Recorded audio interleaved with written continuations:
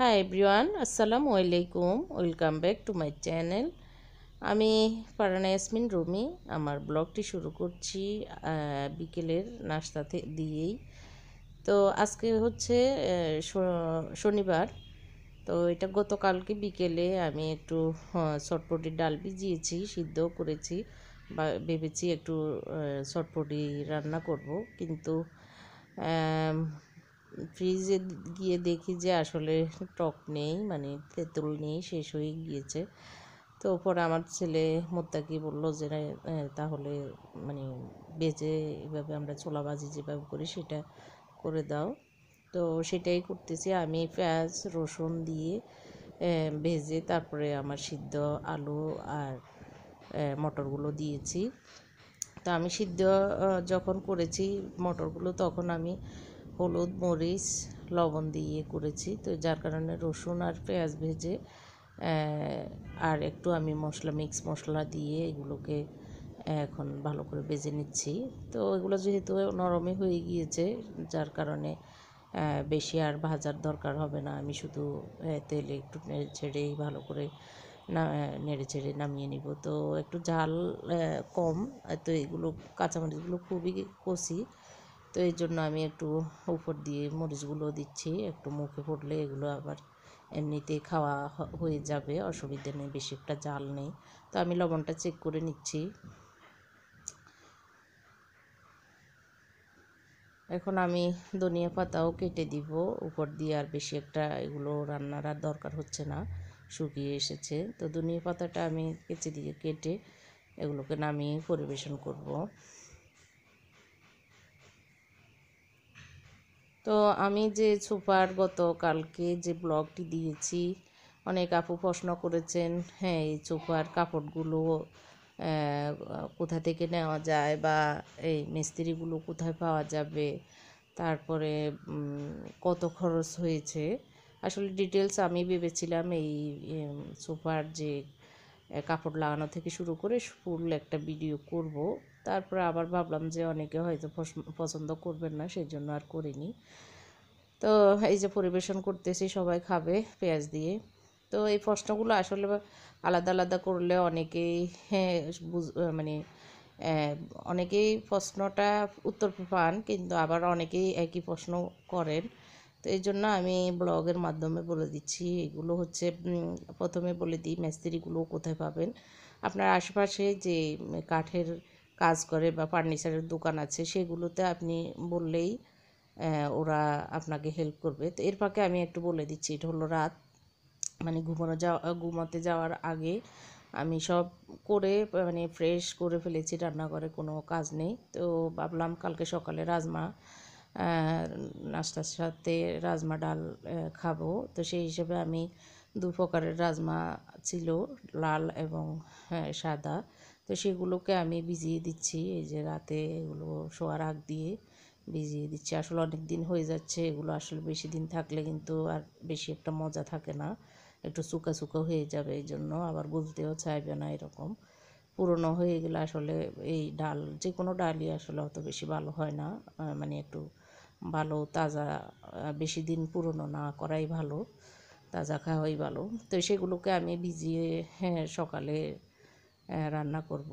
তো এটা এখন সকালবেলা আমি এগুলোকে ভালো করে ধুয়ে সিদ্ধ করব। তো মিস্ত্রির কথা বলছিলাম, সেটা হচ্ছে আপনারা যেখানেই মানে কাঠের কাজ, সেখানে আপনি জিজ্ঞেস করলে ওদেরকে ওরা হেল্প করবে। তো হেল্প করলে আপনি, হ্যাঁ ওরা অনেক দাম চাইবে। আপনার সোফাগুলো এনে দেখাবেন মিস্ত্রিকে, দেখানোর পরে কত টাকা খরচ হতে পারে ওদেরকে বলবেন, ওরা একটা দাম বলবে। তো আপনি আপনার মতো করে আপনার সোফার ধরন বা আপনার সাইজ, এগুলোর উপরেই ভিত্তি করে আপনি আপনার দাম বলবেন। আর হচ্ছে কাপড় হচ্ছে যে কোনো বড় মার্কেটগুলোতে কিন্তু সোফার কাপড়, পর্দার কাপড় পাওয়া যায়। তো সেখানে আপনার পছন্দ মতো কালার প্রিন্ট চয়েস করে নিতে পারেন। আপনি যে কোনো একটা কালারকে পছন্দ করে সেটার উপরেই আপনি খুঁজবেন, গিয়ে মানে নিয়ে ফেলবেন এরকম না, একটা কালার টার্গেট করবেন বা একটা প্রিন্ট টার্গেট করবেন, সেটার উপরে নেবেন। আর হচ্ছে কাপড়ের দাম আসলে যার যার অ্যাবিলিটি অনুযায়ী নিতে পারেন।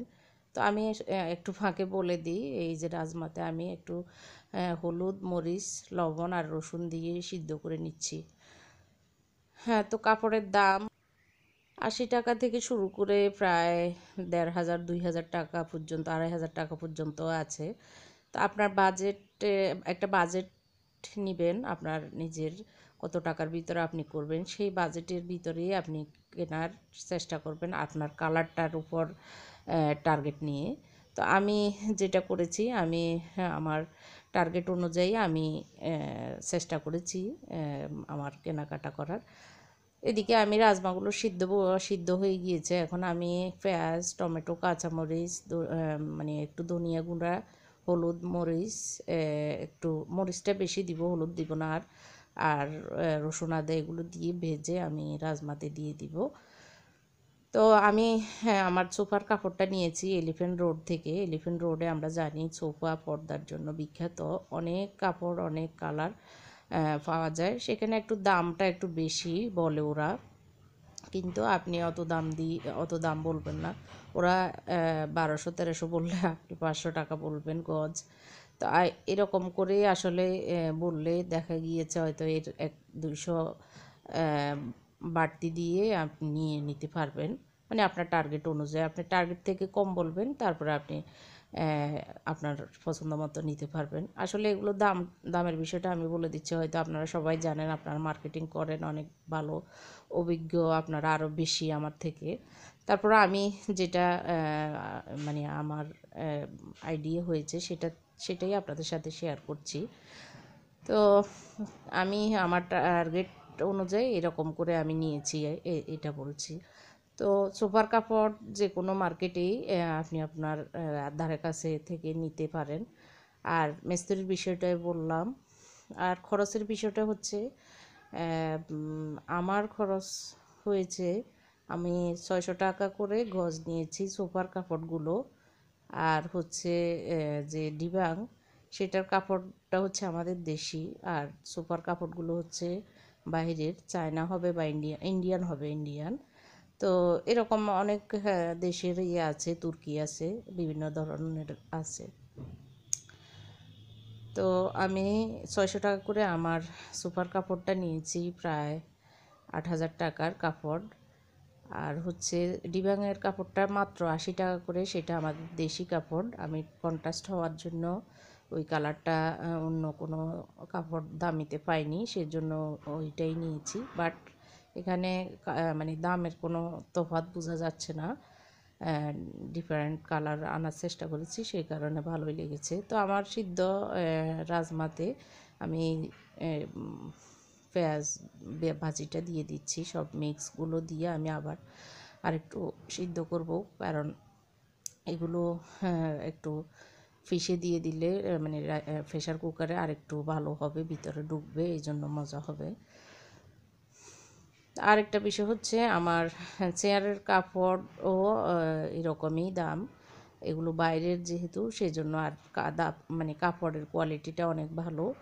আর হচ্ছে মিস্ত্রি খরচ, আসলে সোফা এবং আমার ডিবাং, তারপরে চেয়ারের 6টা চেয়ার সব 9,000, 8-9 হাজার টাকা এরকম, মোট 25,000 টাকার ভিতরে আমার সোফা এবং চেয়ার খরচ হয়েছে।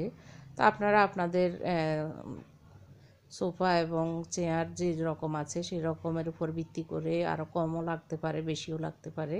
আমি শুধু জাস্ট আইডিয়াটা দিলাম। তো এখন চলে এসেছি, নাস্তা খাওয়া শেষ আমাদের। আমি একটু রান্নাঘরটা আজকে গুছাবো। উপরে আসলে অনেক কিছুই উঠিয়ে রেখেছি, বাট এখনও কোনো গুছানো হয়নি।